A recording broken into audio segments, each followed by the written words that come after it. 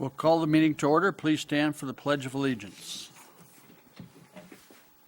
I pledge allegiance to the flag of the United States of America and to the republic for which it stands, one nation under God, indivisible, with liberty and justice for all. Okay, are the mics working? Nope, mics are not working again, guys. I don't know what Jordan did last time. Scott, you said they could hear it at home now. Yeah, Last time They could hear it at home. last time the wife said she could hear us. Well, everybody might have to speak up. I'm going to proceed here.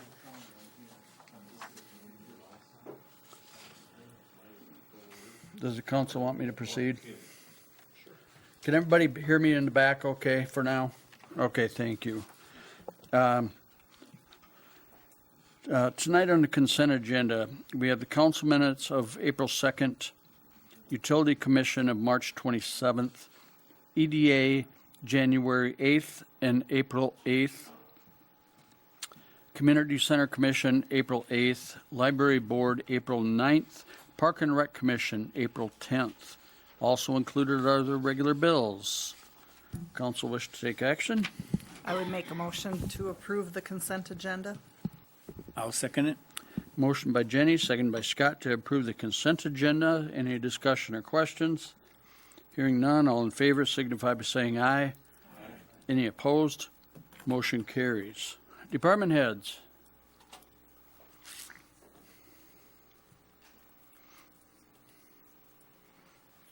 Make sure you turn your mic on today.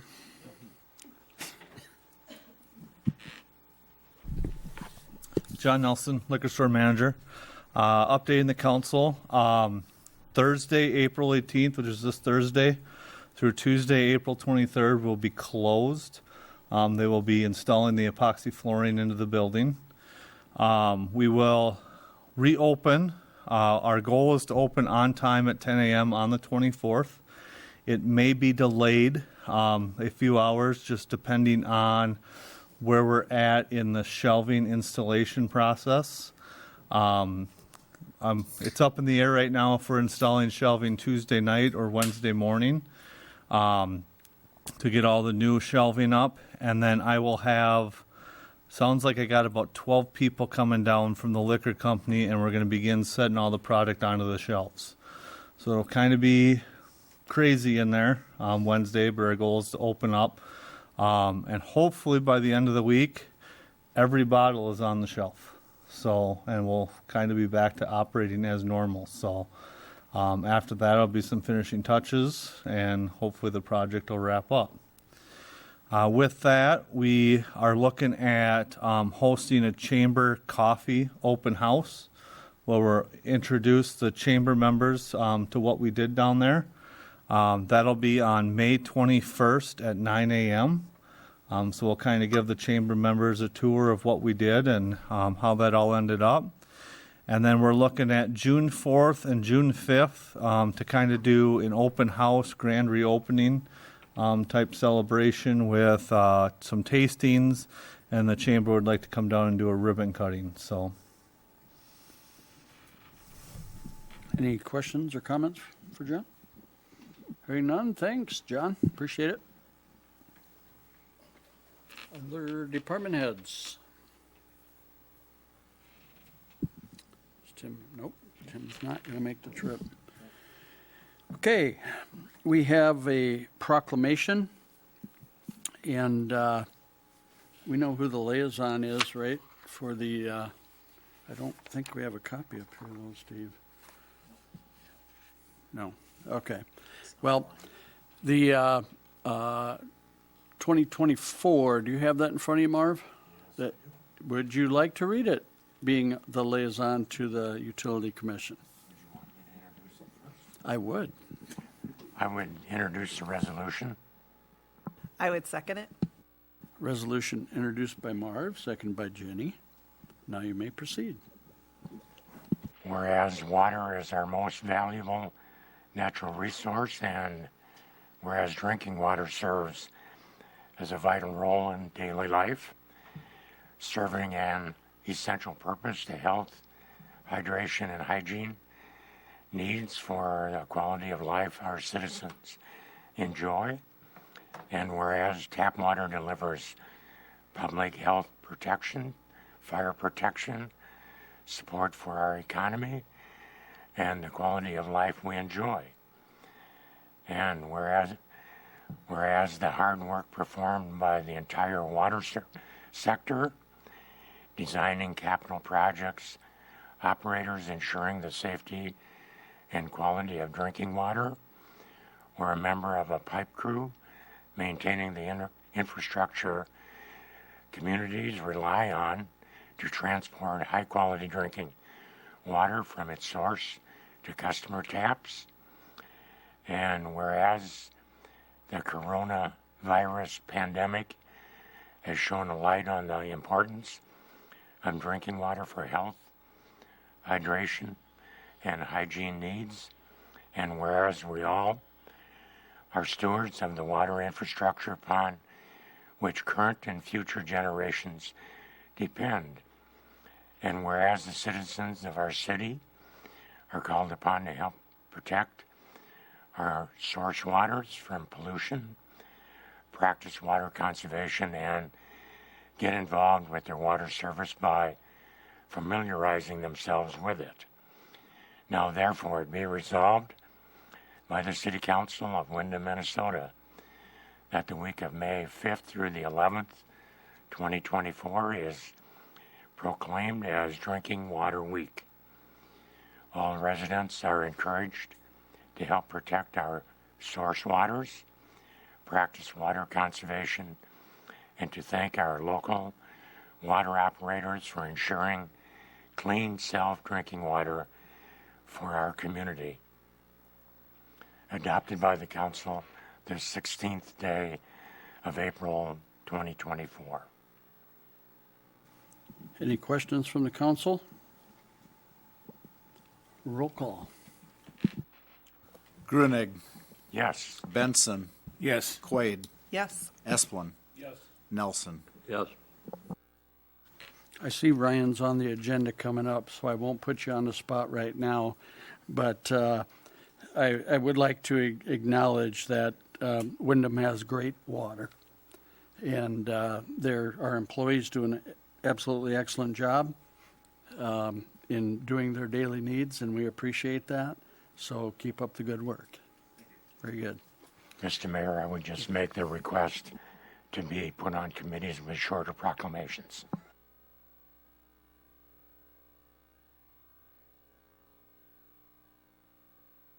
I don't even have a comment for that. Next on the agenda, Windom Area Health Budget presentation this evening. Good evening. Leave that on. All right, Steve's already got it up there. It's looks pretty good. Could everybody see the budget? It's a little narrow. I'll I'll run through the framework here. When we look at the columns, we have fiscal year 2022 actual, fiscal year 2023 actual, and what we project for this fiscal year. And then, of course, our 2025 budget. So when we look at our total patient revenue, you can see the substantial growth from 2022 to 2025 for the budgeted amount. That's actually a 33% increase in charges. So you could figure about 10% a year. So how do we get there with that 10%? The bulk of it is from volume growth. We've really moderated our price increases or our charge increases to 3 or 4% for the last several years. So this budget includes a 4% increase in charges and approximately an 8% increase in volume growth. So that is relatively aggressive. So when we look at what's going to make up that volume growth? It is a continuation of our core services. We do believe we have radiology, lab services, therapy services, more inpatient activity we're anticipating and budgeting for this year, as well as surgical services. And we look at surgical services as a strong growth area. We do have orthopedic opportunities. We're looking at implementing shoulder replacement. We currently do hip replacement and knee replacements at the hospital. So now adding shoulders, that would be beneficial. General surgery, we're looking at adding more volume there. And also, not quite related to surgery, but we have a provider who's coming here starting, I believe, June 1st to provide pain management services. So we haven't had that for about a year, and that's a service we've had previously that has been utilized very well. So we are very confident in that dollar amount. Just as an aside, and we'll talk more about this in a few months when we talk about the audit, but in fiscal 2024, we did budget $55 million in gross charges, and so it looks like we are going to hit that. So it's kind of a continuation of that. I guess what keeps me awake at night is the deductions from revenue, because that's our contracted services and rates that we truly get paid. So about 65% of hospital business is made up of governmental payers, most predominantly Medicare or Medicaid type services. Medicare services, which is about 50% of our business, is paid at cost. So there's no profit in that. And there actually are some reductions that get carved out of that cost. So we truly don't receive cost. And then you also have the Medicaid payments that you make less than cost. So those of us that have commercial insurance, thank you very much. You are supporting the hospital with those payments. But the fact of the matter is those commercial payments are getting stingier and stingier, because the providers of those commercial payments are saying, why are we carrying the load? Hey, the government has to pick up more, both state and federal. So we are seeing a substantial depression in reimbursement rates and the willing to reimburse. So that is a battle that we've always had and will continue to fight. But I make two comments. One is, if you look at the deductions from revenue, it's about 50%. So when I shared with you we have a 4% charge adjustment, it's really 2%. And as you know, costs have gone up more than 2% pretty much across the board. So being a critical access hospital is fantastic. When those came into the ability to be that, that has saved a lot of rural hospitals. The fact of the matter is, however, as I just talked about those reimbursement rates, we really have to look at volumes now. So instead of just trying to exist, we have to grow. You've heard me say that many times. So that covers essentially the top part of our income statement. So we're looking at other revenue, which is really cafeteria. Oh, go ahead. Oh, yes. Would you like us to ask our questions now, if it's something You can you ask said? anytime Or- you would like. Okay, Yep. great. One thing that you just said was that, costs are going up, but you're not getting as much cut out of the whole cake, Yep. right? Right. Okay, but our insurance costs are going up as well. Right. Why is that not counterproductive? I mean, it should, to me, it should, we always get told, well, it's the hospital bills, doctor's bills that are going up. Yeah. There's a Well- lot to it. It goes both ways, because I get that when I try to contract with an insurance company too, and I say, hey, at the hospital, we're seeing adjustments or proposals for 10% on our insurance and those types of things. There's always going to be the administrative cost that gets higher. When you talk about non-for-profits, this might be a personal opinion a little bit, but I'll just tell you what I've seen, is when you look at the Blue Crosses and you look at some of these nonprofit health care plans, they make a lot of money.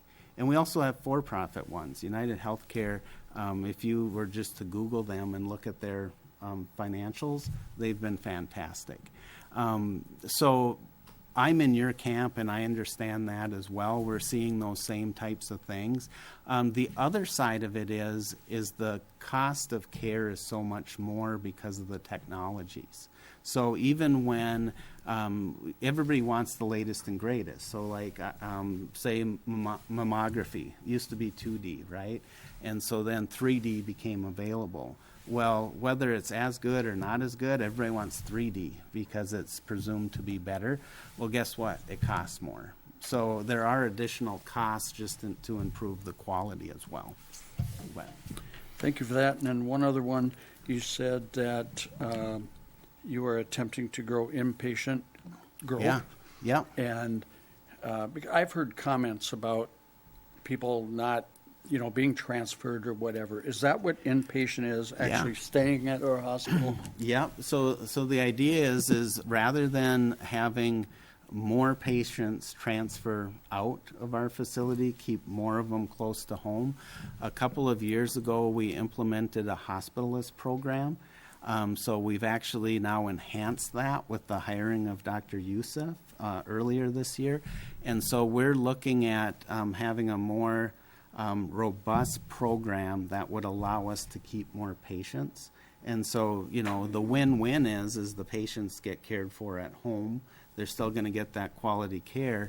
And as I said, the volume helps because of all the fixed costs we have.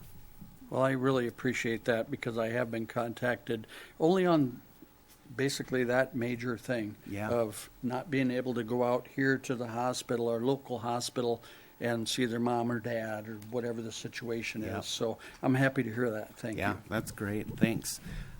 So other income is rents that we collect on space, cafeteria sales. It's really pretty minimal and stays pretty consistent. So we're budgeting our net revenue from operations at $32 million. And so we'll jump down now to the expenses. So what's the offset of that? We're seeing substantial growth in expenses as well, as you can imagine. If you look at that far left column is, again, 2022, and you look at our employee salaries, it's about a 50% increase, and you're like, what the heck is happening, right? Well, we've added 13 individuals to our staff, 13 FTEs, and some of that is employed providers. So, for example, Dr. Youssef is an employed provider now. Dr. Hinshaw, he was an employed provider starting last May. And so those are dollars that end up moving into that salaries area, whereas in Dr. Youssef's case, if we still had him here via, say, ER coverage or something like that, that would show up in purchase services. So about in the middle of this this chart here, you can see on the far left purchase services, you'll actually see that we budgeted less in purchase services because some of those expenses are being moved up to the salaries because they're employed. And of course, benefits go along with that. Most of the other expense categories are really related to growth. So when you talk about supplies, purchase services, other direct expenses, that's all going to be related to, if you're seeing the volumes and you're producing the revenues, you're going to use supplies. You're going to have all that. If for some reason we're not meeting our budget, we're not hitting those numbers, obviously the supplies and all those I'll say variable expenses are going to be reduced, and then that's where we have to do a good job with staffing too, right? Okay, and then provisions for bad debt. This just happens to be where it's recorded. We always have bad debt like any other business. It's a bill that's owed that we're still unable to collect. And they may have, well, not may have, they would have gone through the charity care process or the financial assistance process as well. But it's still dollars that we're unable to collect. In some reporting, it actually gets moved up to the top in a reduction of revenue. We happen to record it in the expense. The last two columns in the expenses is depreciation and interest expense. The increase in that, of course, is related to the building. We anticipate that we'll put that building on our asset listing probably next March. Could be a little earlier, be great if it would be February. So it's the combination of depreciation on the building starts. We'll have a couple of months of that. And then we should have all the dollars invested in expense. So we'll start seeing that interest expense show up as well. So with that said, total expenses are about 32 million. So we are budgeting a break even from operations.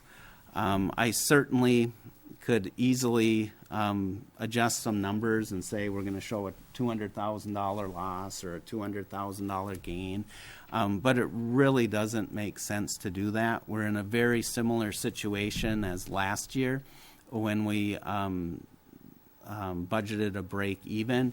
You can see we're anticipating our income from operations to be about $330,000.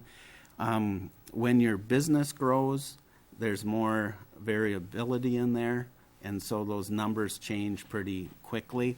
So didn't really have a good reason to show a small loss or a small gain. So that's why we have income from operations at 0. And then finally, non-operating income. For the most part, that's investment returns that's recorded in there. This year, we're looking at about $936,000, dropping down next year to $475,000. And of course, that has to do with the building project. It's a $30 million project that we're putting in $10 million of cash. I can share with you that we've only invested just under $6 million so far. So these next couple of months, if you've happened to see the building with all the steel going up, and you're going to see flooring and walls going up, those pay applications from the contractors are going to get much larger in a hurry. So I anticipate probably about July, if I was going to throw out a date, that we'll have our investment, our cash portion invested, and then starting after that, we'll be starting to tap that loan, so to speak, from United Prairie. So, any other questions on the expense side of it? Yeah. I know last fall when we were talking about contributions back towards Windom, have you guys had any chance to look at some of that stuff? We haven't talked, but we're always open to talk about that to see where we fit into the puzzle. Yep. Love to have those discussions. John, Yeah. When you show this budget as a wash or a break even, and I believe last year you mentioned that was basically a break even also, where is the optimism for making the bond payment then as we go into the future? Really the growth, and we're really in the early stage of this, and so I would say we're right where we're supposed to be. When you look at it costs a lot of money to start these new service lines. I could tell you some of the good things, such as pain management. That's something that does bring in some revenue. That's not, I don't want to call it a new service line because we had it, but when we can bring in shoulder replacements, when we can bring in additional surgeries, when we can add more inpatients and those types of things, that's where the optimism comes in. And so depending on when that happens and how things grow, that's going to make a big difference. Bond payments and related to interest and everything's going to be about $200,000 a month, a little bit less than that because we do have some old debt yet that we're finishing up too. So next year's budget, again, I talk about the things that make me uneasy or what I think about. We truly have to see that progress and see that growth. I mean, it doesn't have to be up here, setting records, but we have to see that trend because we are going to add more expense. And even when I say break even, it looks like, hey, that's a good thing, we're not losing. We really, with what our expense budget is, we should probably be about 4% margin, maybe 5 for an operating margin, which would be about $1 million, $1.5 million. The reason why we need that is because when you replace capital, that comes right out of that bottom line. So this is, even though it's break even, we're happy to have the additional income from non-operating. That's very helpful. But we're really going to have to make it happen, and that's the commitment.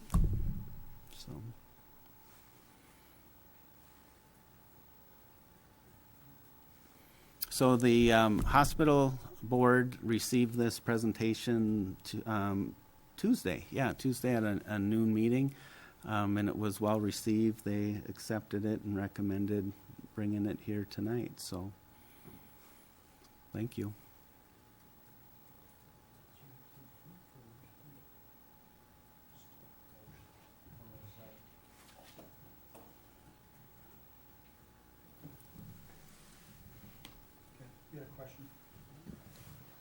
I don't know how quite to put this. I know you guys would say you're breaking even and stuff like that, but then you had a surplus of $7 million you had to put away for this project the last few years. And where did that money come from when you weren't breaking even type of thing? Where you could put money away into your savings account type of thing? Well, if you look at previous years, so for example, an incredible year we had was in 2022.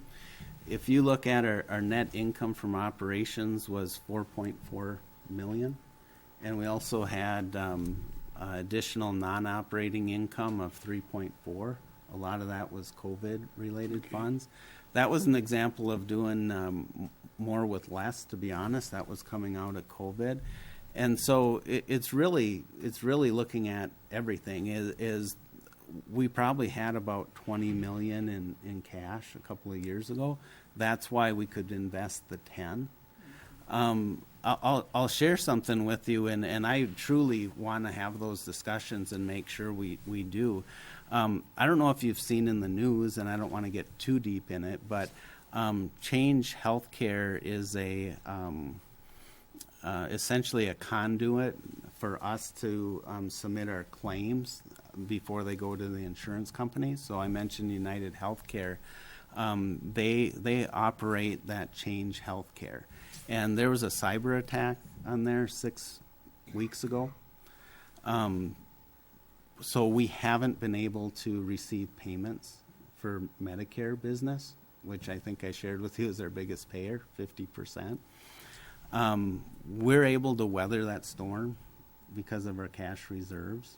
And it's a little bit of a balancing act because, we have the project and those types of things. There's hospitals that are not in the cash position that we are, that they're getting advances from Medicare, makes sense because they don't have the bills. That is one of the extreme benefits of having those cash reserves. The other side of it is just like I shared this year, we'll probably earn $1 million on non-operating income. So that's $1 million that we don't have to collect from patients. So it really is a very strong position to have cash reserves. And you didn't say this, so I don't want to respond like you said this, but we'd be talking about a lot of different things related to non-growth, trying to hang on to what we have, not willing to take the risk because if we didn't have these cash reserves, because not every step's going to be perfect, so you got to be able to do the ups and the downs. That's why we feel we're in a great position to see growth. Just as a side note, we happened to have a call a week or so ago with Para. And it was a call that the Minnesota Hospital Association hosted, and it had all of the governmental hospitals that were on it because we all have Para, right? And so there was a lot of discussions about, para is short funded, just like Social Security. So we have liabilities on our books, right? And just like the city does as well. Well, I got a call from an area CFO, not too far from here. He was calling other CFOs, and he says, I was just reaching out to see what kind of support you're getting from your governmental communities in terms of what kind of funding or taxes or whatever's coming back to the hospital. And so I had a little bit of a discussion with him, and there's some funds out there. We don't have a nursing home attached, so it's a little bit different, but if the city owned a nursing home, there'd be some other funding in there. And it was just an interesting conversation, and one of the things is he just shared what an enviable position we're in to have those cash reserves, because they're looking for assistance, wherever they can. So that's why my personal feelings, you've heard it before, is want to help out any and everywhere we can, but the hospital being strong is an essential community asset. So that's my soapbox. Sorry. Thanks for your time. Thank you, John. And Scott, I know what you're getting at, and Scott does want to have those discussions. Yep. On investing in our community as well. Mm-hmm. And we want to. I think the whole council would like to have them discussions. I think that the best time for the council is when we're in budget session, and that'll come this fall. And I hope that the council would agree that we have those discussions, and we can do that with the invite and have those discussions, and we can do it at that time. So I would say, Steve, remind us to set that date as part of that, and we'll have the good, friendly discussion and go from there. Council agree? You okay? All right. We're okay for now. All right. So we'll have discussions anyway and talk about perfect. it. Okay? Great. Thanks, Scott. Thank you. And we have a budget before us. Council wish to take action. I'd make a motion to approve the hospital budget. I'll second. Motion Marv, second Jenny, to approve the Windom Area Health Budget. Any discussion? Hearing none, all in favor signify by saying aye. Any opposed? That motion carries. Thank you. Thank you. Appreciate it. Thanks. Shelby, did you have anything you wanted to say today? You're awful quiet. Okay, thank you. Yeah. Okay. I think Ryan's up now, right? Yep. Ryan's up with the annual Consumer Confidence Report. I think Ryan's going to read it in its entirety to us. I think Mark wanted to again, maybe. No? Okay. You're warmed up, right? All right. Good evening, Ryan Anderson, Water Wastewater Superintendent. So in your packet, you've got the our annual Consumer Confidence Report. This report is 2023's drinking water report. Sorry.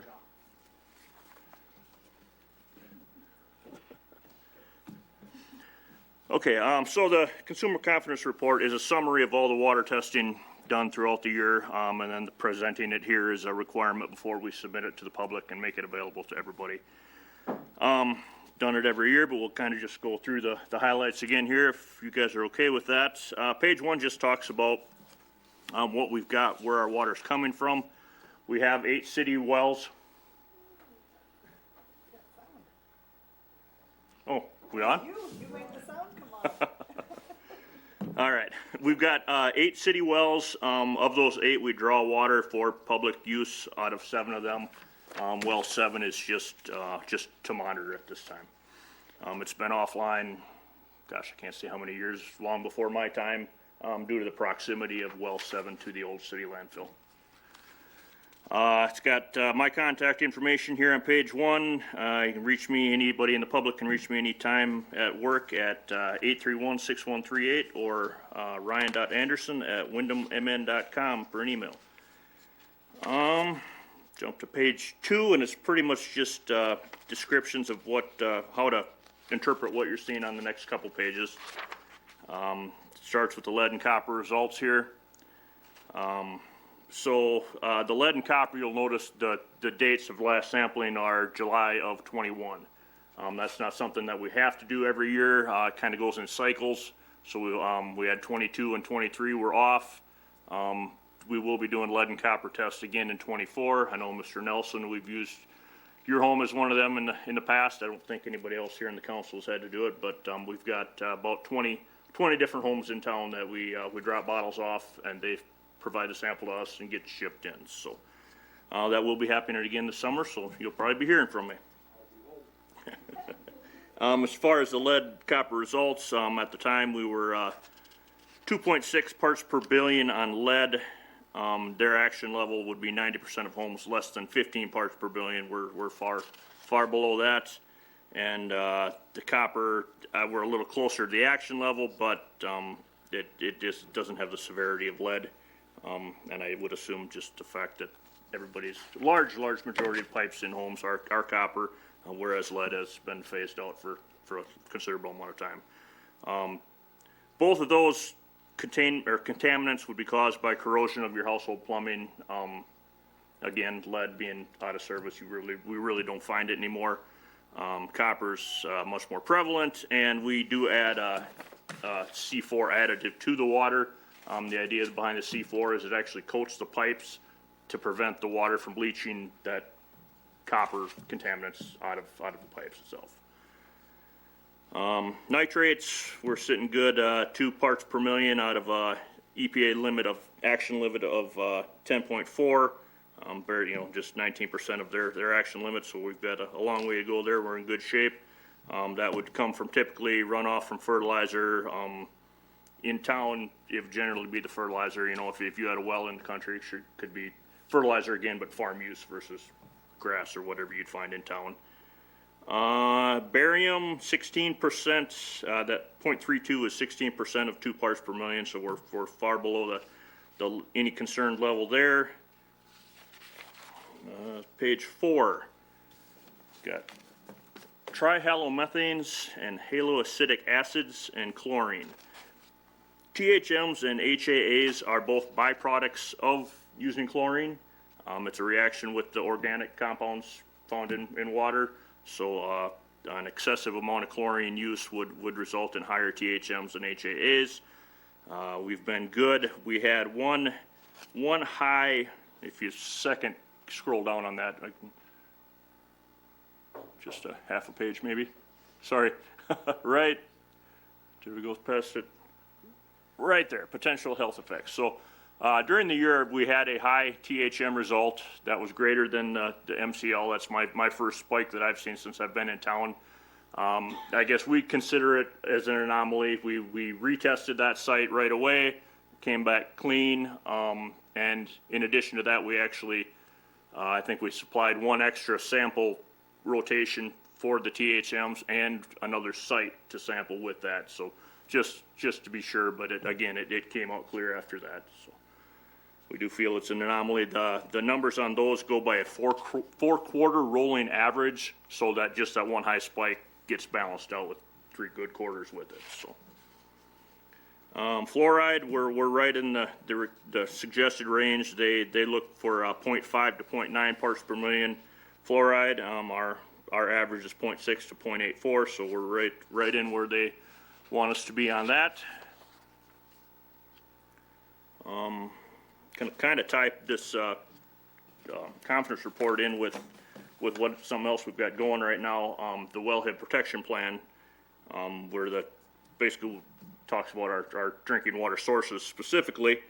We're in year 8 of a 10-year wellhead plan. So year 8 is kind of an amendment process. I'll be starting to meet with Minnesota Department of Health, DNR, and I believe a representative from Minnesota Rural Water, and go over what our current plan looks like and what needs to happen in the future. So that that'll be going. Actually, I've got a meeting next week with them. It's just getting started on the amendment to the plan. So that kind of rolls right into the drinking water protection here with this too.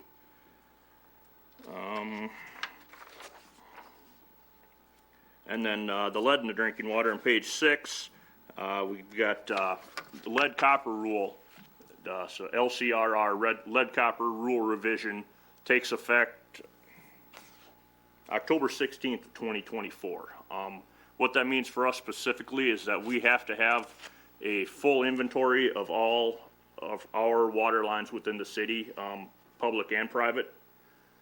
So we've got, there's some grant money put out by Bolton, or not by, sorry, by the Department of Health.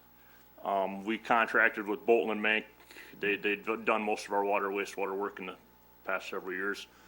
And they will be doing the legwork on the original part of the survey through the grant.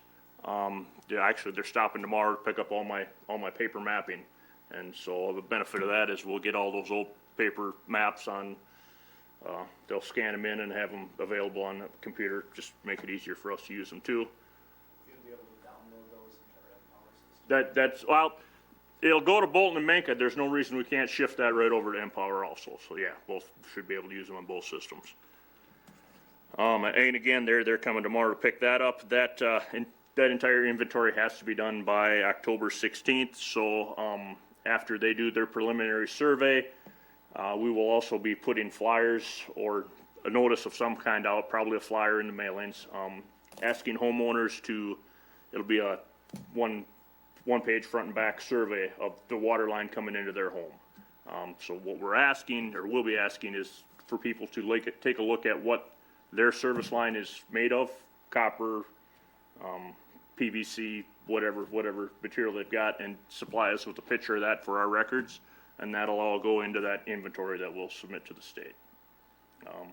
I talked to the rep from Bolton and Mink today. Travis said that they have done a little bit of work in some other towns with that survey already, and they're getting roughly 50% responses and roughly 30% correct responses. So there will definitely be some legwork involved too. I'm sure we'll be door to door at some point this late summer, early fall, just to try to finish that up and get it done. But that's again part of making sure that the water that we put out is safe. So.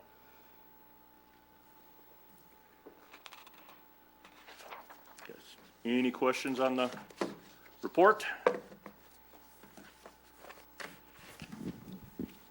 Hearing none, but I'd be ashamed if I didn't ask a water question. Have you been following the PFAS discussion and see that now there's finally a national rule on that? I'm just curious, did Windom do any preliminary testing? And if you did you have any results? So actually, yeah, we've done preliminary water and wastewater testing both. The water testing was done by Minnesota Department of Health. They came through and pulled their own samples. I can't cite specific numbers, but on the water side, we're in pretty good shape. I wouldn't say there's no reports, but very low. The wastewater side, we signed a what's the wording I'm looking for, Steve? What's the program we're part of there? It basically just an agreement with the Minnesota MPCA, Minnesota Pollution Control Agency, that they're not mandating testing. They're asking us to. It's just a voluntary. Yeah, program. voluntary. At this point, it's more of a trial type of thing. Yep. I understand, it's brand new. So we've done 2 rounds of testing with the MPCA on that also, and then we're right now after that second round. They placed 3 different categories, or whether it's A, B, and C, or 1, 2, and 3. We're in the middle category, so they're asking us to do.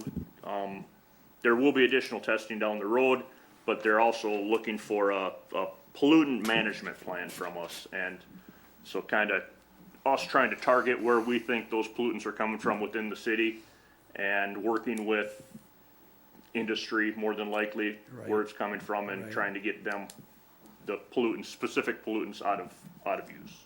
Right, and I think the new rule will put an end to a lot of uses on the chemicals that they are using.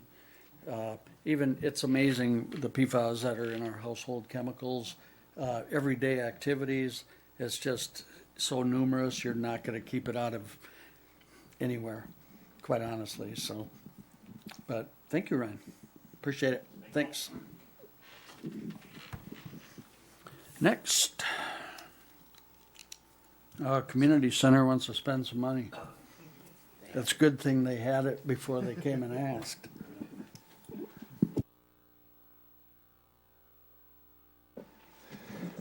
Tim Snyder, Community Center Director.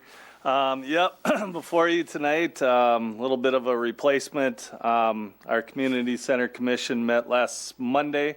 We recommended that Schwalbach Hardware replace the 3 condensers and 3 indoor coils. These were damaged for the final time last May. So this has been kind of a year-long excursion for me into dealing with insurance companies and all of that. And we came to the conclusion that after the insurance settlement that we would be better off replacing the last 3, which are the original AC units from 1999. The parts were obsolete. You can't even get them for those. But the insurance company made us jump through a few hoops and look and try and all that, but they don't make them anymore. So we thought at the worst case scenario, if it did go over what the settlement was, use our building reserve fund to kind of just get 3 new ones and be done with it. What we are doing differently with these will be getting hail guards put on them. This has kind of been an accumulation of damage throughout the years, and the last time really reduced the airflow and the efficiency of the HVACs. I started noticing our electric bill was going up a little bit. I couldn't figure out what was going on. The AC units just continually run. So I think we'll get back to being more efficient and hopefully lower down my electric bill a little bit. But hope you guys take action for that and improve it. Any questions, first of all? I think we all know what was happening there. So with that, I would entertain someone to make the motion to accept the quote and proceed. I'll make the motion to accept the quote for Schwalbach Hardware to replace the units at Community Center. I'll second. Motion by Scott, second by Jim. Any discussion? Hearing none, all in favor signify by saying aye. Aye. Any opposed? And motion carries. Thank you. Thank you. It's easy. It's always good to have your funding ahead of time, right? Okay, next, Tiffany, I believe, is next on this. And there she is, South Cottonwood Lake subdivision. Yep, couple items. Okay, Tiffany Lamb, EDA Director. I have a total of 3 items. First of those is related to the infrastructure plans and specs for the South Cottonwood Lake subdivision, recommending a approval of those proposed plans. These did go through around a month of review from department heads and then were approved by the Utility Commission on March 27th. There were a couple minor revisions that were made to the plans. One of them was, I believe, the depth of one of the pipes. The other was there to be a backup generator tied to the lift station. Both of those have been included and approved at this time, so all action items from the Utility Commission have been approved.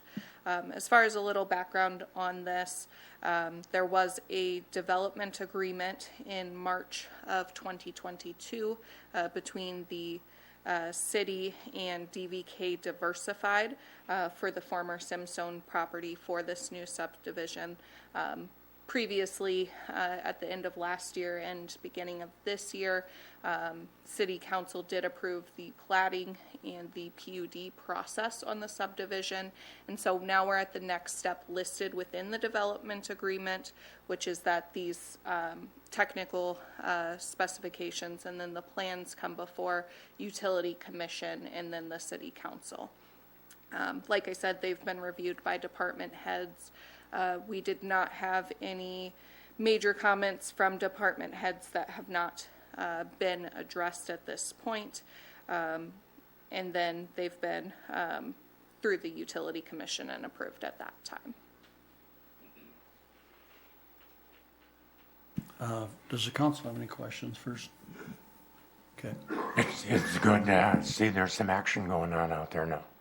So I would definitely make the motion to approve the plans and specs for the South Cottonwood Lake subdivision. I'll second. Thank you. Motion by Marv, seconded by Jim, to approve the plans and specs. Any discussion? Hearing none, all in favor signify by saying aye. Any opposed? And that motion carries. On to the amendment of the development agreement. Perfect. Thank you all on that one. Next item that we have is a amendment on that same development agreement from March of 22. We're recommending an approval of the amendment to that development agreement. This likewise was through the EDA board, had an approval on March 11th. Just as background on that, development agreement was done in 2022. There was not a lot of foresight available at the time of the development agreement, and then there was some crunch time basically with staff leaving. That was a difficult time with a lot to get done.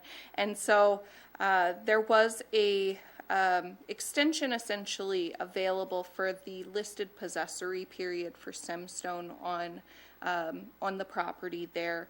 And related to that, anything that went beyond the original possessory end date of September of 2022, there was an additional month that DVK had basically for demolition and infrastructure activities. And so with Simstone basically possessing the property until the last possible date and having it for an additional 8 months, many of the dates were tied to that extension period and had then 8 additional months. It's been determined to be in the best interest in terms of the EDA's perspective and of DVK's perspective to firm up some of those dates and to really rein them in a little bit. The biggest benefit to the city for that is that we have the deed redevelopment grant for $424,000, and there are some date requirements with that. We do need to see all of the invoices related to the demolition in by basically the end of May, which is why, as Marv said, they're rolling out there now. Now that we've got these dates basically verbally agreed upon, this has been, like I said, approved by DVK that they can fit this timetable with their current plans. So we're really just trying to rein those dates and make sure that we comply fully with this deed grant and never lose access to this funding. And so you'll notice that every piece of the actual amendment is just related to date changes. Any questions? It's been a long process, actually, to get this far, so I'm glad this is coming. So with that, is there a motion to approve the amendment? I'll make the motion to approve. I'll second. I'll second it. Motion, Jim, and I will take Scott. I'll take your second. Thank you. Any discussion or final questions? Hearing none, all in favor signify by saying aye. Any opposed? And motion carries. Item number 3, coming right up. Perfect. Thank you all for that. So item number 3 is a little unique. This is related to a grant opportunity titled the MnDOT Carbon Reduction Program. This is a program that was basically available last year in a limited piloted format. It was not incredibly accessible or open to cities. Basically what it was used for last year is EV trucks, things like that. The county did actually receive one of those for an EV truck that they've worked on last year. This year, it's been expanded. There's significantly more programs that apply for this. It's open to all cities and counties, and each transportation partnership has been awarded basically a tranche of funding. For our district, for District 7, there's $920,000 available, and that excludes MAPO. So that excludes the Mankato and North Mankato Transportation Partnership. They have their own tranche of funding. So really, it's just the rural portion of our transportation district. And the purpose of that grant opportunity is to reduce carbon emissions from transit, basically. What we are proposing is to apply for that grant for the traffic signal improvement for 2025. I'm sure you're all aware from MnDOT's last couple of presentations that one of the expectations that they have is that the council approve and provide municipal consent for traffic signal replacement for next year at a cost of $177,000 on the traffic signal at 10th Street and Highway 60.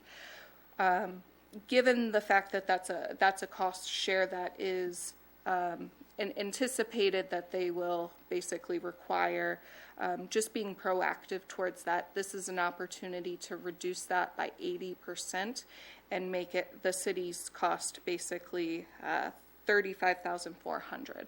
So significant reduction of 80%, which I likely is still, a stretch, but a little more palatable than $177,000. So very hopeful with that. The reason the traffic signal improvement can actually qualify for this is because with the two traffic signal improvements, they'll actually be synced, and so it'll actually reduce the traffic that is idling there. So not the greatest use if you're worried about the carbon reduction compared to EVs. That said, there's been very, very limited interest in the program according to MnDOT, and so we're hopeful that regardless of scoring, that this would be able to get awarded.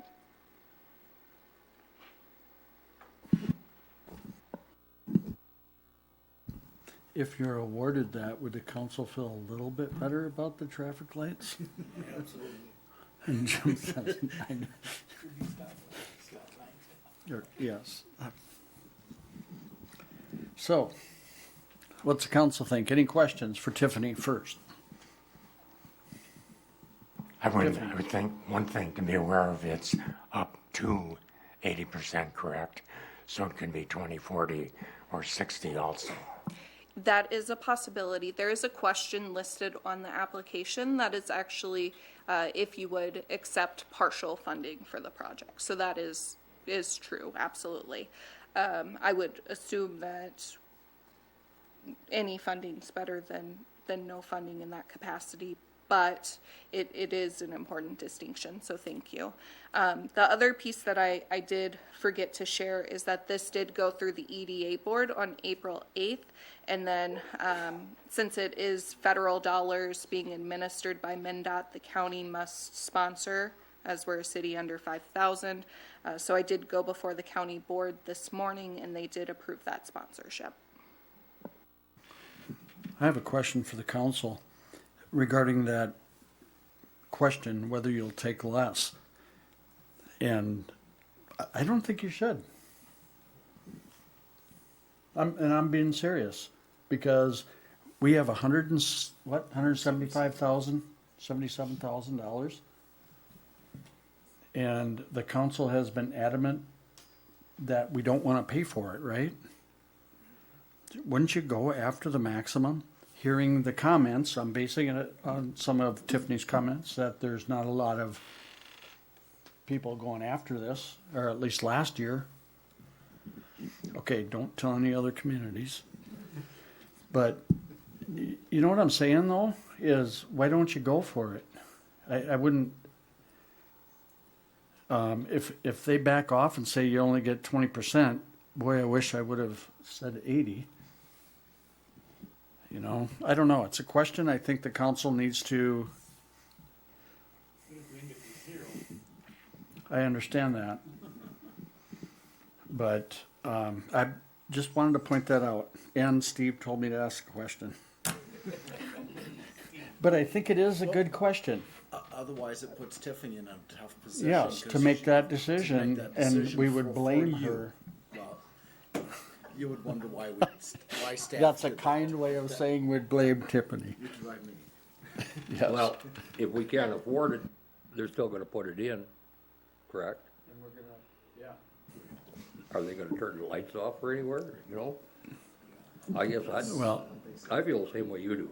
Of course, I feel, I'd go for it. yeah.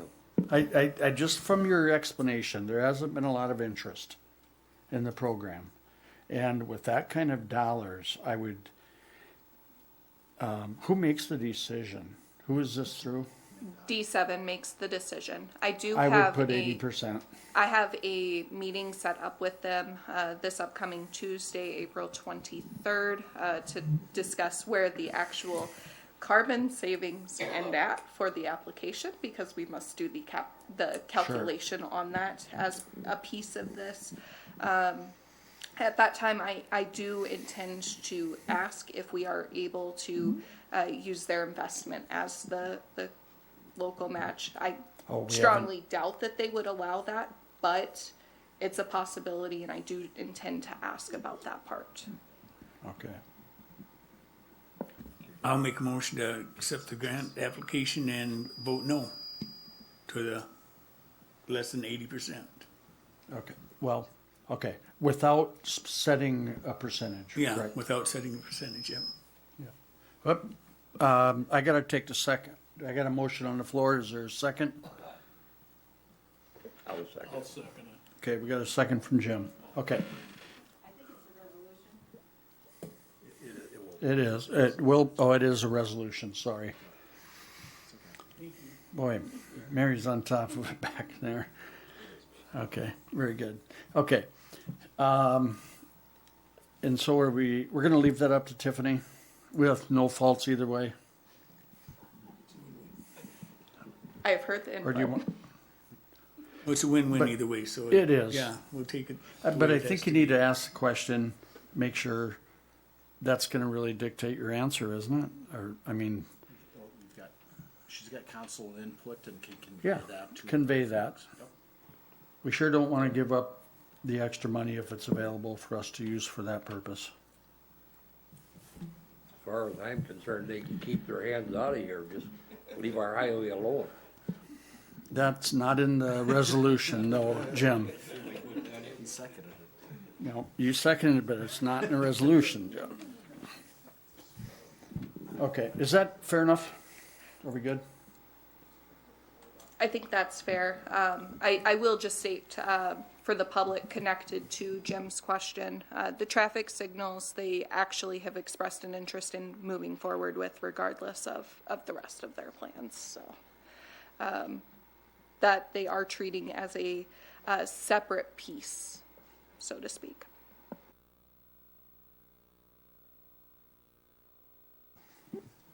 As a separate piece, does that mean so we're eligible for this grant?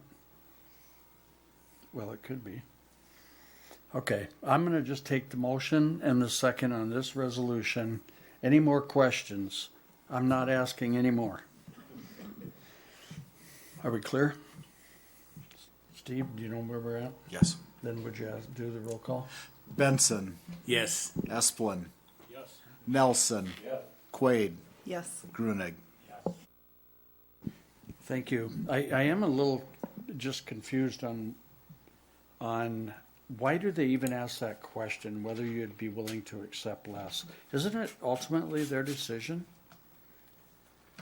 I think that means since it is a competitive grant opportunity, if they had multiple applications that were scoring well, then they could offer each 60% funding instead of 80. Correct. And it is a competitive opportunity. It's just lack of interest with being a new program and being a little different in terms of the requirements. Okay. Thank you. Go ahead. Just a quick question, you know, we're looking at maybe possibly getting a slow or speed sign type thing, electronical out there type thing. Is there any grants out for that kind of stuff that you could find? That I've not looked into in entirety. I did bring that up. This opportunity was brought up actually by Chris Webb at SRDC. I did bring that up to him as well, just to flag it to him if he sees anything. He is their transportation planner, so he is actually looking for opportunities for that as well. There hasn't been anything identified at this point, unless somebody else has and not brought that to us. Maybe remind me tomorrow, I'll look at my email because I had something from Laura from Department of, the Highway Department, regarding the blinking lights. Yeah, so just make sure I don't forget. That was in the mail today. Okay. Okay, Thank you all. thank you.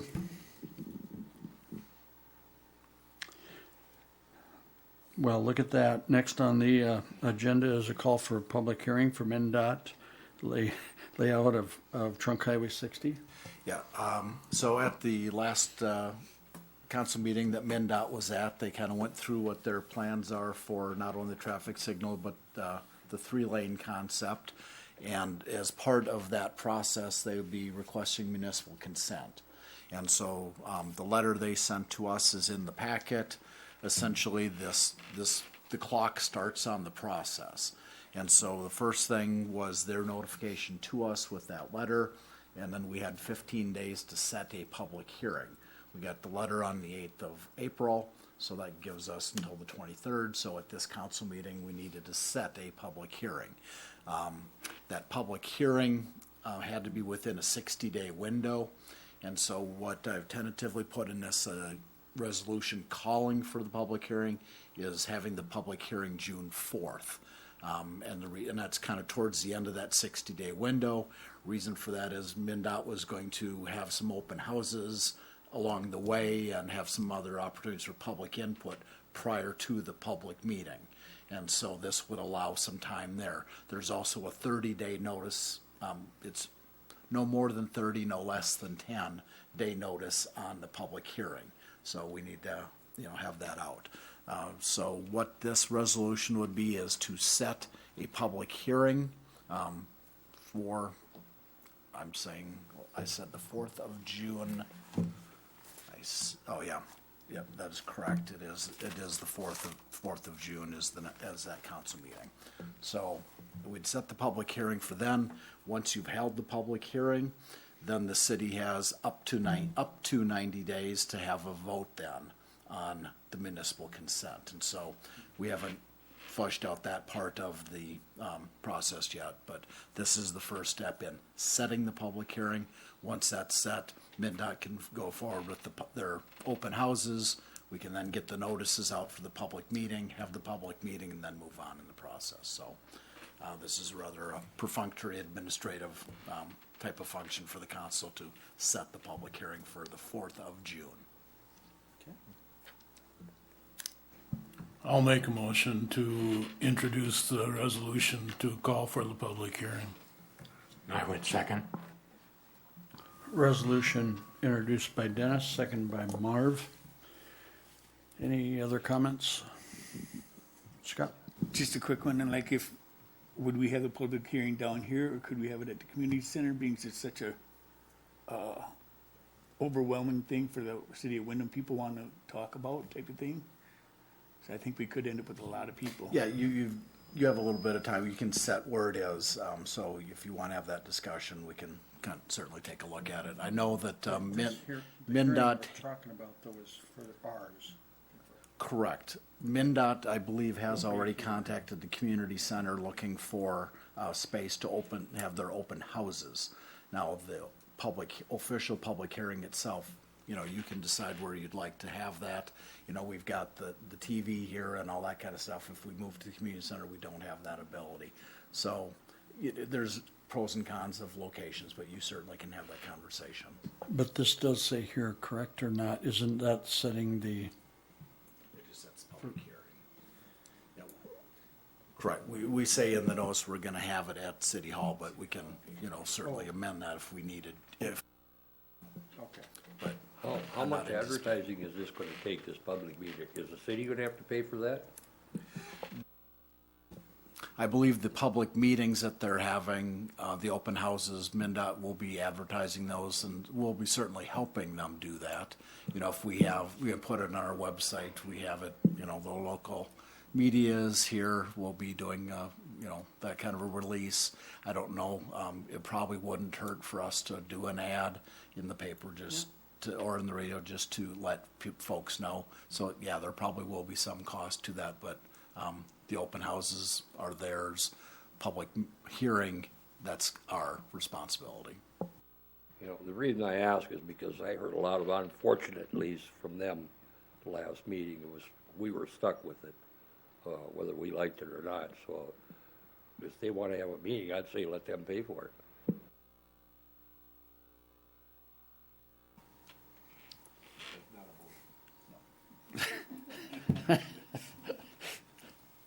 I should have asked for a second. That was quick. Okay, right now we have a motion to introduce this resolution for the public hearing and a second. Correct. Any more discussion or questions? Okay, roll call. Nelson. Grunig. Esplin. Benson. Yes. Yes. Resolution carries.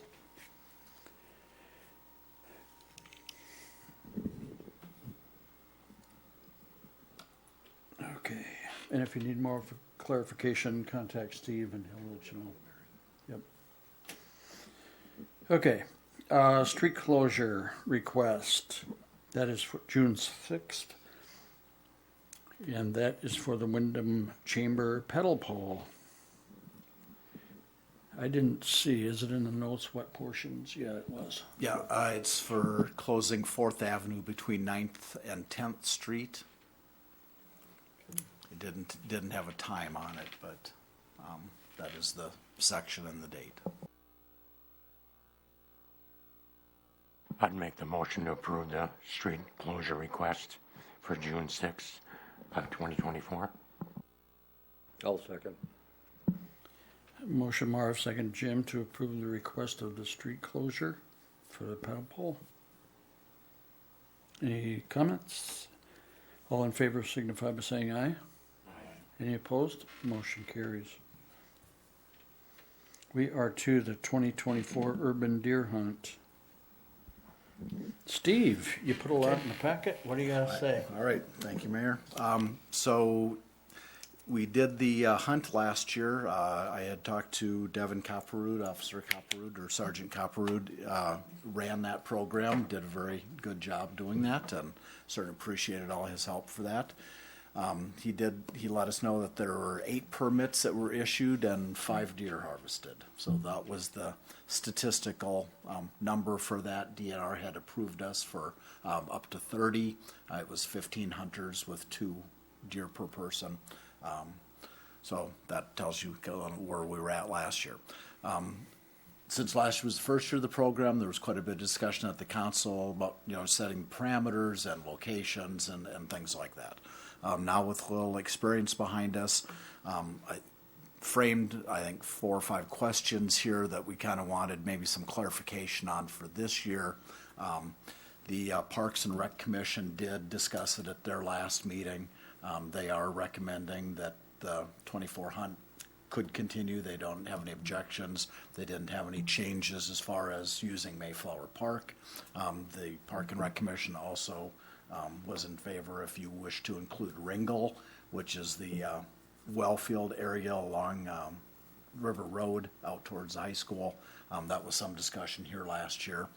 We didn't include it, but I think, the chief and I had talked about it, and I think with this next year, if you want to include that, there's some areas there that could be included. So, so the questions I had framed in the packet is, do we want to include Ringel Park? And then we also had a minimum age of hunter. I think last year we had it at 18. DNR doesn't have a limit. But we also have people, requirement that you pass a proficiency test, and that is strongly encouraged by the DNR. So the minimum age of hunter might be a discussion. And then we talked about the dates. We had talked about a certain date period, but DNR really prefers that it goes the entire official season. We did agree to that last year, and so then this year, if you want to move forward with it, those dates then would be the DNR's dates. One of the other kind of conversations we had with several of the hunters or potential hunters was hunting blinds and the use of blinds on the city property. Our requirements were that they be brought in and brought out each day. That's the same as it is on other public land for state and federal land. And so I believe our recommendation probably would be to just continue with that. Otherwise, there's kind of opens up a little bit of more potential liability for the city if you leave stands, in a park and someone else gets on it and they fall out and get hurt, then who's liable? Is it the city? We get drug into those kind of things. And then lastly, Mayflower Park, we did close it last year during the urban deer hunt. And I guess that was a question that the Park and Rec Commission answered for us, is they were okay with how that worked, with closing it again. So that one kind of got answered. So this evening, I guess if you would, like to continue with an urban deer hunt, if you had any changes you wanted to make, I guess that would be, do you want to include Ringo Park? Do you want to make any changes to the blinds that we did last year, or to those rules, and then the age of hunter, so, and Ringo Park, so. Well, council can first ask, I guess I'll ask the question, do we want to continue this for the next year? Okay, we got, everybody's nodding. Okay, minimum age of hunters. I actually wouldn't mind if we lowered that to maybe 16.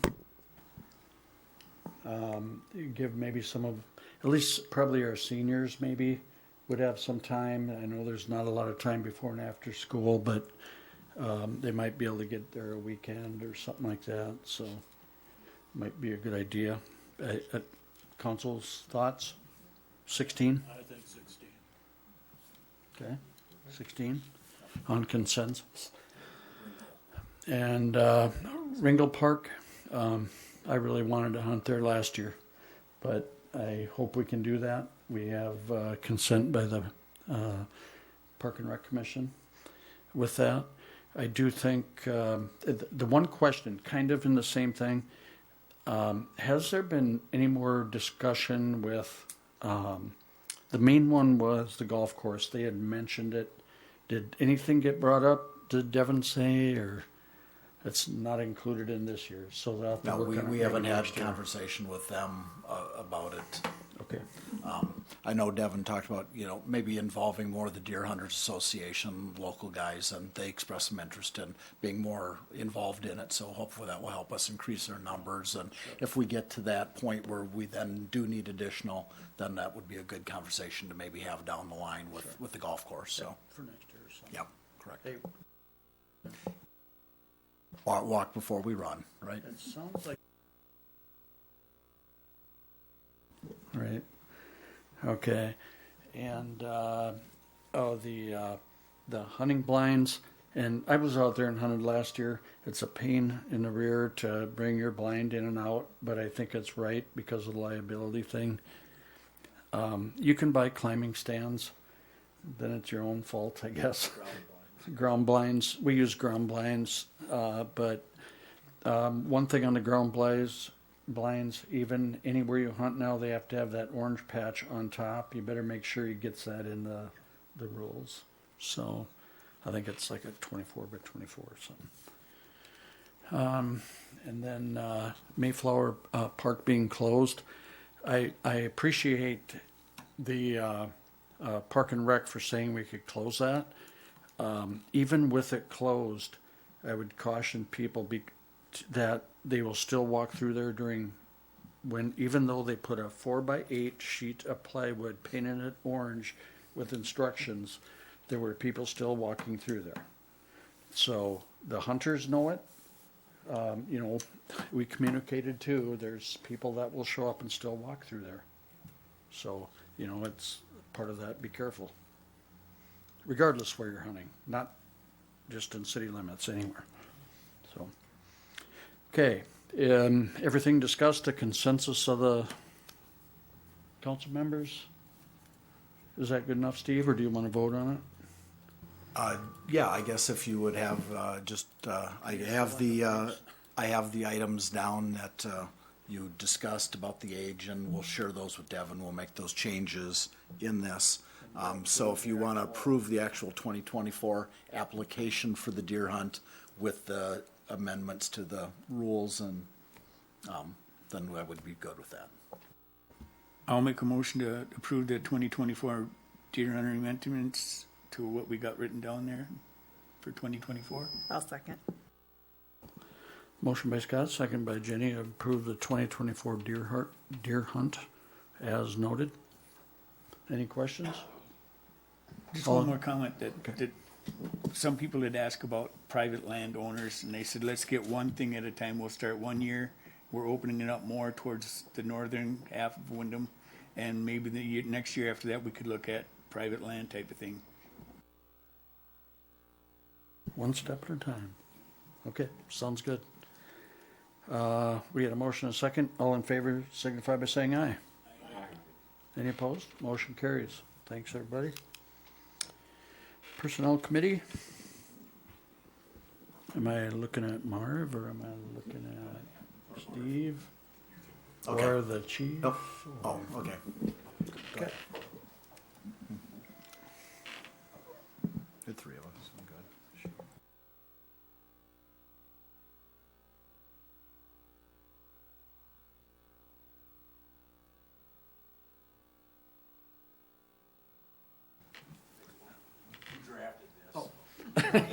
Okay.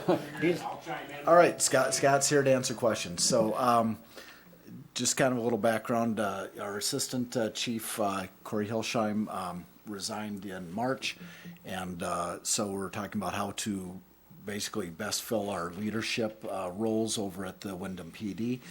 Chief Peterson came up with a very good idea of kind of working with the staff that we've got on and getting more experience with the team over there. And so what the proposal that was brought to the Personnel Committee is to leave the assistant chief position vacant for the time being and create a sergeant investigator position. Basically would be it for daytime coverage of supervision.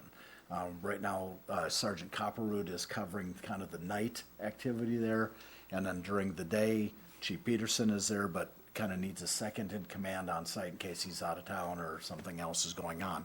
And so this sergeant investigator position would be that kind of second in command over there. Now, we don't want to remove our investigator from doing the job that is being done over there. This would just add some administrative duties to that position. And because the position is within the LELS bargaining unit for the union, we need to have a memorandum of agreement basically with them to add those administrative duties to this position and with the title change.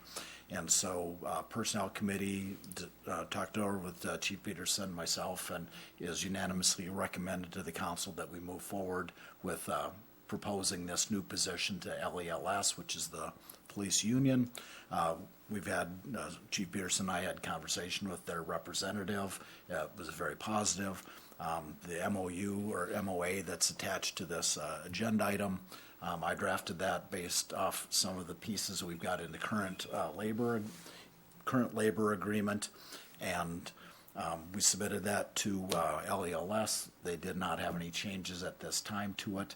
They will be voting on it here shortly. Their membership has to vote on it, and in order to kind of keep the process moving, rather than wait for your next meeting, which is the first week of May, we're asking the council this evening to approve this contingent on LELS approval. And then once we get that, the chief can go ahead and get the position posted and go through those processes. So I don't know if personnel has anything else to add to that, but that's kind of the overview of the position.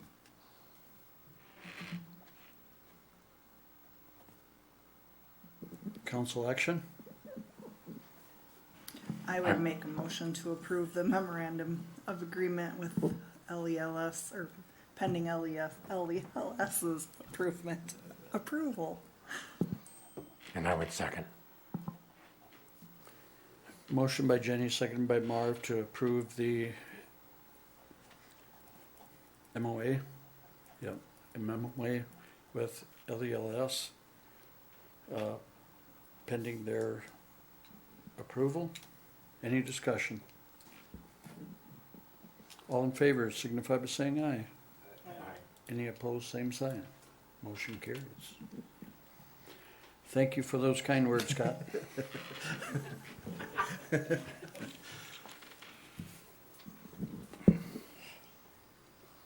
Okay. Seasonal employees. Yes, Mayor. Seasonal employees, Street Superintendent, Mr. Ketzenberg has a memo in the packet. He's essentially looking to bring back part-time seasonal help. Henry Erickson, Cameron Elnis, and Ken Derrickson. Mr. Derrickson has been with us a number of years. I think he wrote that down. Ken has been there 7 years, and both Cameron and Henry are coming back for their second year. The pay rates are listed in the memo. So he's basically looking for approval. The positions have been budgeted in the 24 budget for that part-time seasonal help. We need to get mowing pretty soon. Is there a motion to approve the request? I'll make the motion to approve the request for the seasonal employees. I'll second. Motion Scott, second by Jenny to approve the request of the hirings as noted. Any discussion? Scott? What the street commander,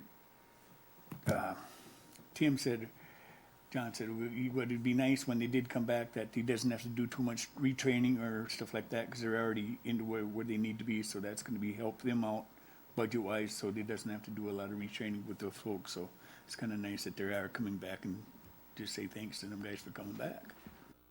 No, right, and, no, I'm assuming they got a pay increase for the next year back? Okay. And that's included in their number.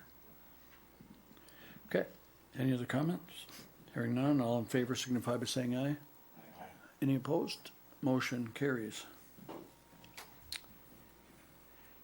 Okay, contractor payment.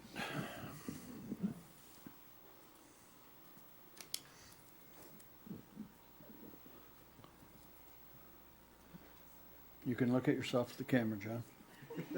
Go ahead. So before you is payment number 5 for the project at the liquor store on the amount of $72,717.27. This is approved by the architect for payment. Is there a motion to pay payment number 5? I'll make a motion to make payment number 5 to Susner Construction. I'll second. Motion Scott, second by Jenny to approve the pay request as noted. Any discussion or questions? Seeing none, all in favor signify by saying aye. Any opposed? Motion carries. One of my favorites again, change order deduction. Tell us all about it, John. So when we were reviewing the project, apparently the plans called for painting the entire warehouse walls, and then also it'd be the far south wall of the old existing building. We ended up painting 3/4 of the wall, which is what the public can see. Up the ramp, we left it as the exposed brick, and then we left the warehouse just as plywood walls. I did review that with the Liquor Commission, and we all approved this deduction and not painting those areas. It's not an area that is open to the public, just employees back there, so we'll take the save inside the building. Yep. If they look up the ramp, they can see that area is not painted, but it's not where we want public to be, so. I'd encourage the council to take action quickly. I'll make a motion to accept the change order for deduction for the Susner Construction. I'll second. Okay, we have a motion from Scott, second by Jenny to approve that. Any questions? Do you have a number on this one, John? Change order number? Or did we? It's 8. 8? 8, Oh, sorry, 9. 9. not at double digits yet. Okay. All in favor signify by saying aye. Any opposed? Motion carries. Very good. New business. I would like to, it could go under new or old. Let me see. Teagles. Terry Teagles is a current hospital board member, and her term is up. We still have to fill one. They'll come next month. I need to visit with the hospital board on that. But Terry Teagles, this would be her second term of 3 years. I'd like to make the recommendation to reappoint Terry for that position. Council wish to take action. I'd make the motion to approve. I would second. Okay, the motion has been made and seconded to reappoint Terry Teagles for, this will be her second term on the hospital board. Any questions? All in favor signify by saying aye. Any opposed? Motion carries. Any other, I'll ask for new business or old business. Council comments. Scott, you want to go first?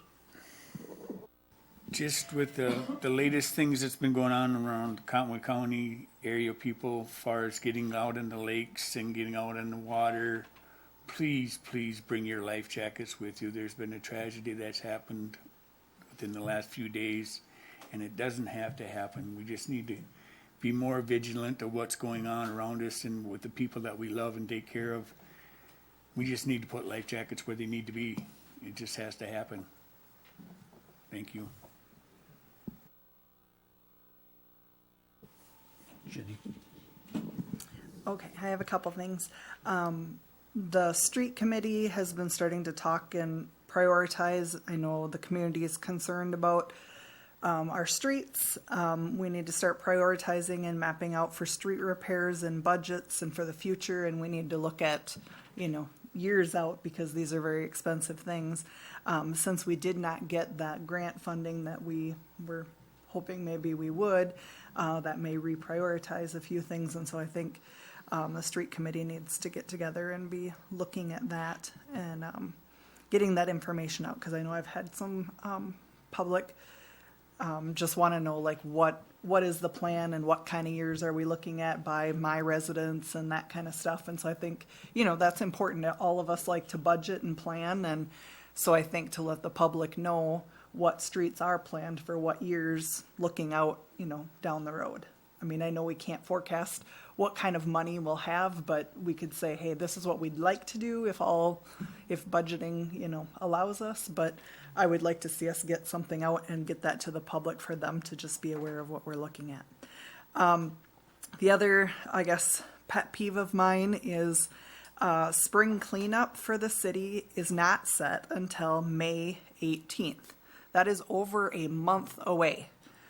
I don't know what in the world, if people are not aware or if people are putting things out thinking somebody's just going to come and pick up their garbage. I'm just seeing a lot of things accumulate by the curb.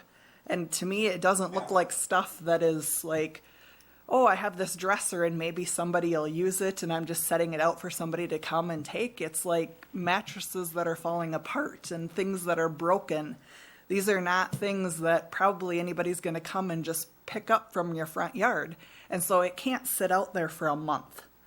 So I encourage people, if you have things out, if somebody's not coming or you haven't arranged for somebody to pick that up, you need to get that out or put it back in your garage or somewhere until that May 18th date. And then a reminder, when we do have the city pickup, it's only 10 items on your curb.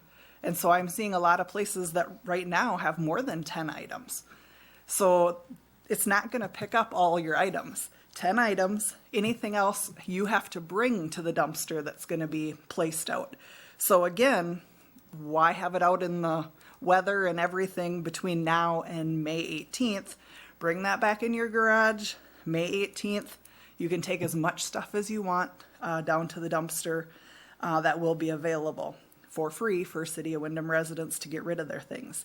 Otherwise, the landfill is open and you can take your stuff, tomorrow out there. Do not just leave it sit on our streets, or not streets, but curbs until then. So I encourage people to look at that. And if you have neighbors or people in the area and they're new to the area and maybe just don't know and they're seeing other people put, that's what I'm wondering. If people are like, oh, well, my neighbor put stuff out, so something must be happening, I'll join in. So please encourage the people that live around you if they're new, like, hey, this doesn't happen until that May 18th date, and explain that. So just word of mouth, hopefully we can spread that news. Then I just want to say at the end here, kind of going off of what you were saying as well, my heart goes out to a lot of the local families. We've just seen a lot of like tragedies, like young children with medical issues, grief and loss issues. And, that's what makes me think I'm glad we're in a small community where people come together during these difficult times and support each other. So thank you for being a small city and supporting each other and these families. Thank you, Jenny. In regards to your comment on the streets, I would like to just ask you a quick question on that. I would really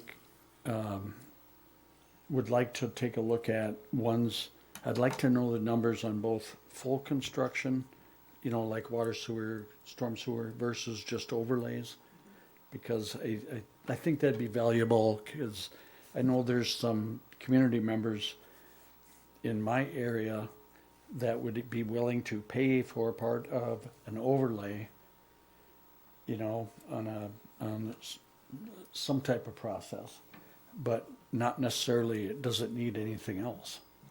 So if we could have those to look at, I'd appreciate that. Thank you for doing that.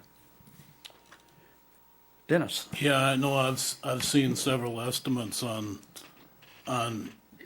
road replacement, and most of those look to me like they're complete replacement, and I'm on the same page you are as far as overlays. I think a lot of them, I think it's ridiculous to take pavement up that's still got some structural strength and the gravel underneath it, and haul that out and dispose of it and bring in new gravel. And I would sooner use the strength we got there and put an overlay on top, and that we could probably do for 20% of the cost.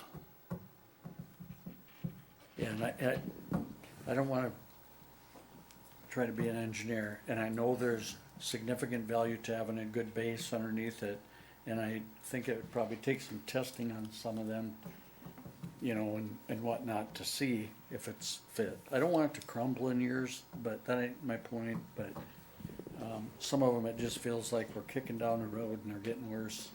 Yeah. Terrible. So, thank you. And the only other thing I'd like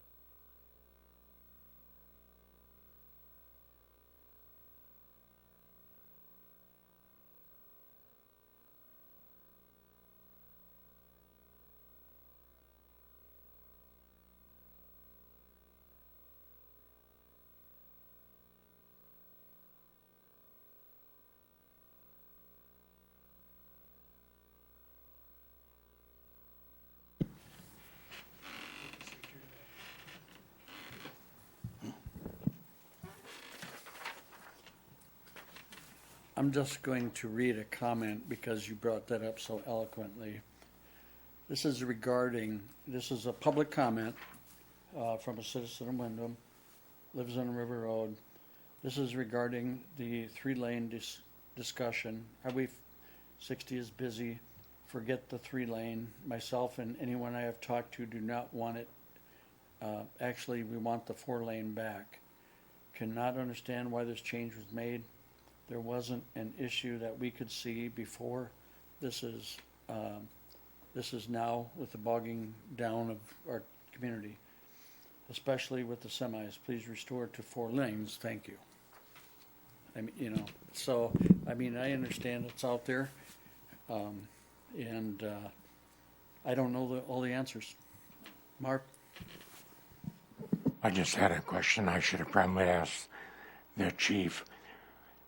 Do we know anything more about the possibility of coyotes and the environmental center?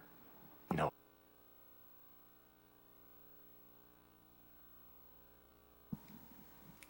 That was a really short answer, Scott.